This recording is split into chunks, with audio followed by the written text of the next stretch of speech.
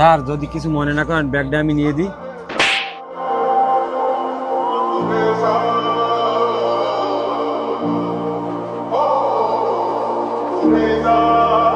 সর কুলির বাচ্চা কুলি, তোর এত বড় সাহস, তোর এই নোংরা হাত দিয়ে আমার দামি বেলেদাটাই নষ্ট করে দিচ্ছ। টাকালা লোক দেখলে কি গায়ে পড়তে মন চায়? না স্যার, আপনি ভুল বুঝছেন।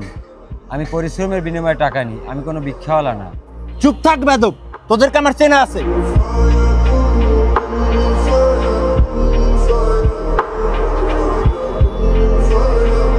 কি যে একটা উদ্যোগের মধ্যে পড়লাম, এখন যদি একটা কুলিমুলি পাইতাম তাহলে ভালোই হইতে।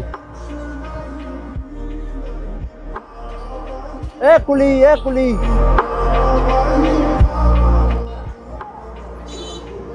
কিরে এটা সেই কুলি না যারা আমি কিছুদিন আগে থাপ্পড় মারছিলাম?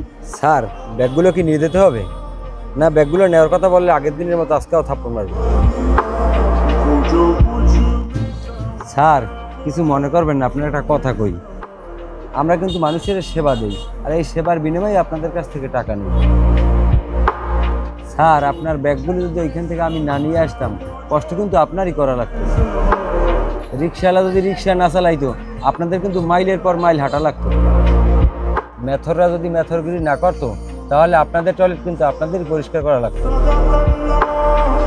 স্যার আমাদের মতো যদি দিনমজুররা না থাকতো, তাহলে আপনাদের জীবনটা কিন্তু এত সুন্দর হতো না। তাই আমি একটা কথাই কমু স্যার, কোনো কাজকেই ছোট করে দেখবেন না। যদি কোনো ভুল বললে থাকি ক্ষমা দৃষ্টিতে দেখবেন স্যার।